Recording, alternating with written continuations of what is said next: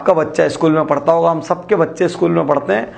आज स्कूल में जो क्राफ्ट का असाइनमेंट मिलता है वो कौन करता है? क्या आपको लगता है बच्चा करता है? गलत।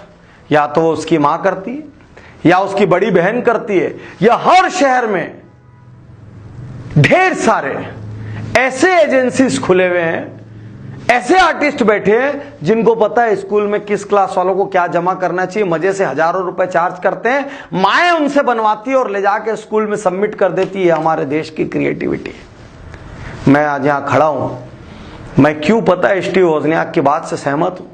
क्योंकि मेरे ऑफिस में कुछ दिन पहले कुछ पदों के लिए इंटरव्यू हुए, जिसमें प्यून के पद के इंटरव्यू के लिए कई एमए और कई एमकॉम लोगों ने अप्लाई किया। और ये बोलते वक्त मेरे को पीड़ा है, अथाह पीड़ा। जब मैंने उसको मना किया तो वो मुझसे कहता है कि सर ऊपर भी नौकरी नहीं मिलेगी, नीचे भी नौकरी नहीं मिलेगी तो क्या करेंगे? हमारे देश की स्थिति ऐसी है कि 12th क्लास में पढ़ने वाले को डीडी बनाना नहीं आता, चेक साइन करना नहीं आता, वो पोस्ट ऑफिस में जाके एक छोटा सा प्रोसेस नहीं कर सकता।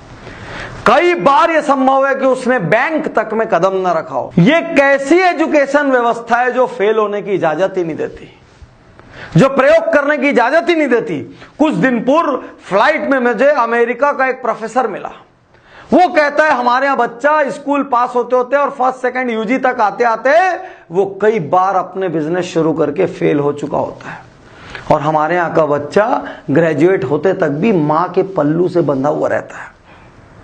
वो कहते हैं हमारे यहाँ का बच्चा कपड़ा धो लेता है, हमारे यहाँ का बच्चा फील्ड वर्क कर लेता है, हमारे यहाँ के बच्चे को गार्डनिंग आती है, हमारे यहाँ का बच्चा मशीन सुधार लेता है, हमारे यहाँ का बच्चा एडवेंचर कर लेता है। हमारे यहाँ का बच्चा क्या करता है? कुछ नहीं करता, क्योंकि उसके घर वाले हर चीज उसको मैनेज करके दे देते हैं। एक तरफ घर मैनेज करके दे देता है, दूसरी तरफ स्कूल प्रयोग नहीं करने देता।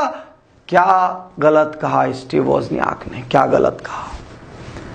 मैं आपको बता रहा हूं, यही चलता रहना, भारत पढ़े लिखे अनएम्प्लॉयबल लोगों का देश बन जाएगा। पढ़े लिखे अनएम्प्लॉयबल लोगों का देश। और मुझे याद पड़ता है कुछ साल पहले नासकॉम के जो हेड थे, उन्होंने एक बयान दिया था, इंडियन यूथ आर अनएम्प्लॉयबल। हम डिग्रीधारी हैं लेकिन हमें आप रोजगार नहीं दे सकते, क्योंकि हमको एक एप्लीकेशन लिखना नहीं आता, हमको शॉर्ट हैंड नहीं आता, हमको टाइपिंग नहीं आती, हमको ठीक से इंग्लिश नहीं आती, हमको ठीक से हिंदी नहीं आती। हम ऐसे विचित्र युग में फंस गए जहां पर टियर 2 टियर 3 सिटी के बच्चे को अपनी इंग्लिश भी नहीं आती ठीक से, और वो हिंदी में भी 77, 68 और 85 नहीं बोल सकता। वो खत्म हो गया, वो ना इधर का रहा ना इधर का रहा। तो अब क्या करें? देश को क्लर्कों का देश बना दे? अब क्या करें? और जिसपे इतराते हो, सत्या नडेला, इंदिरा नूई, ये इंडिया ने बड़ा किया गया इनको।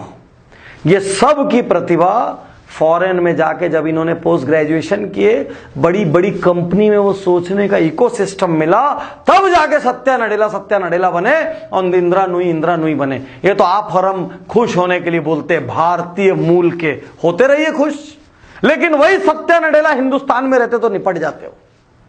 वही इंदिरा नूई हिंदुस्तान में रहती तो आधे समय वो घर में बच्चों को बैलेंस करने में, बाद में सास ससुर को बैलेंस करने में, उसके बाद समाज को बैलेंस करने में, उसके बाद वर्क प्लेस को बैलेंस करने में खत्म हो जाती। यही इंडिया है। क्या हम ऐसे इंडिया से अगली सदी में जाएंगे? आज इस केस स्टडी के माध्यम से मैं आपको जगाना चाहता हूं, क्योंकि हमारा काम यही है। एक्सीलेंस गुरुकुल और वीआईपी जैसे प्रोग्रामों में लोग आते हैं, अलग अलग केस स्टडी से हम उनको जगाते हैं, उनको सोचने पे मजबूर करते हैं। देखिए दुनिया में क्या हो रहा है, दुनिया क्या कर रही है।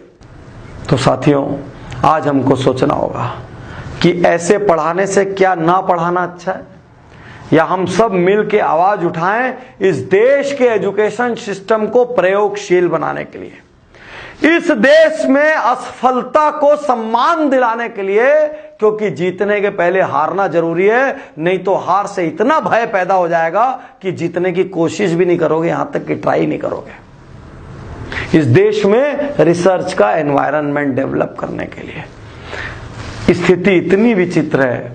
कंप्यूटर में आज जो बुक स्कूल में पढ़ाई जा रही है वो टेक्नोलॉजी 3 साल पहले ऑब्सोलीट हो चुकी है, लेकिन पुस्तक बदली नहीं गई। वर्ल्ड की जिन चीजों के बारे में आज हमारा एजुकेशन सिस्टम बात कर रहा है, वो चीजें आधी से ज्यादा ऑब्सोलीट हो गई है और पुस्तकें बदली नहीं गई है। टीचर को नहीं पता है, जब टीचर को नहीं पता और पुस्तक नहीं बदली और इंजीनियरिंग कॉलेज के अंदर डेमो के लिए जो मशीन थी वो मशीन 20 साल और 50 साल पुरानी है, बीसीए जैसे कोर्स में जो व्यक्ति जिस कंप्यूटर पे चला रहा है वो कंप्यूटर 10 साल पुराना है। ये बनेगा इंडिया? इस तरीके से हम बनेंगे सुपर पावर, या इस तरीके से हम इंडिया से निकल के दुनिया में जहां जहां भी कोई अचीव करेगा उसको भारतीय मूल भारतीय मूल भारतीय मूल बोल के खुश होते रहेंगे? अब भारतीय मूल नहीं, भारत में टैलेंट पैदा करने होंगे। इसके लिए मैं आपसे आग्रह करता हूं, यदि आप मेरी बात से सहमत हैं कि भारत का एजुकेशन सिस्टम रद्दी और कबाड़ है, इससे 1000 गुना अच्छा तो हमारा गुरुकुल था पुराने जमाने का, ऋषियों मुनियों का, जहां पर बच्चों को शस्त्र चलाना सिखाया जाता था, जहां बच्चों को जानवरों को पालना सिखाया जाता था, जहां बच्चों को अपना अनाज खुद उगाना सिखाया जाता था, जहां बच्चों को शास्त्र सिखाए जाते थे, जहां उनको मल्ल युद्ध सिखाया जाता था, जहां स्पिरिचुअल, इंटेलेक्चुअल, फिजिकल सारे एस्पेक्ट पे ध्यान दिया जाता था। आज कुछ एस्पेक्ट नहीं बचा। आपका बच्चा एग्जाम में क्या नंबर लाया और मेरा बच्चा क्या नंबर लाया, ये इंडिया सुपर पावर नहीं बन सकता। मेरी कड़वी सच्चाई सुन लीजिए, यदि इंडिया का एजुकेशन सिस्टम ऐसा रहा हम कभी सुपर पावर नहीं बन पाएंगे, हम औसत क्लर्कों का देश बन के रह जाएंगे। हम पूरी दुनिया के लोगों के लिए काम करेंगे और पूरी दुनिया हमको नौकर बना के रख लेगी। जो एंटरप्रेन्योर्स का देश था वो नौकरों का देश हो जाएगा। यदि आप मेरी बात से सहमत है कि भारतीय एजुकेशन सिस्टम को स्क्रैप करके प्रैक्टिकल एजुकेशन सिस्टम, जिसमें प्रैक्टिकल लर्निंग हो, जिसमें इंटेलेक्चुअल, जिसमें सोलफुल, जिसमें फिजिकल, जिसमें अपने आप से एकांत में बात करना सिखाया जाए, जिसमें खुद का स्वॉट, स्ट्रेंथ, वीकनेस, अपॉर्चुनिटी, थ्रेट जैसे एनालिसिस करना सिखाया जाए, जिसमें लिसनिंग पे जोर दिया जाए, जिसमें प्रैक्टिकल और प्रैक्टिकल पे फोकस हो, ऐसा एजुकेशन सिस्टम यदि लाना है तो आपको इस वीडियो को शेयर करना होगा। आपको इस वीडियो को इतनी बड़ी तादाद में शेयर करना पड़ेगा जिससे कि स्कूल के टीचरों की, कॉलेज के प्रोफेसरों की और शिक्षा मंत्रियों की, इन सब की आंखें खुल जाए। आपको इसको भारत का टॉप ट्रेंडिंग वीडियो बनाना पड़ेगा यदि आपको अपने बच्चों को बचाना है, नहीं तो कल आपके माता पिता होने पे आपको अफसोस होगा, क्योंकि आपके बच्चे पूछेंगे बड़े होके इससे अच्छा तो पापा नहीं पढ़ाते तो ज्यादा अच्छा होता।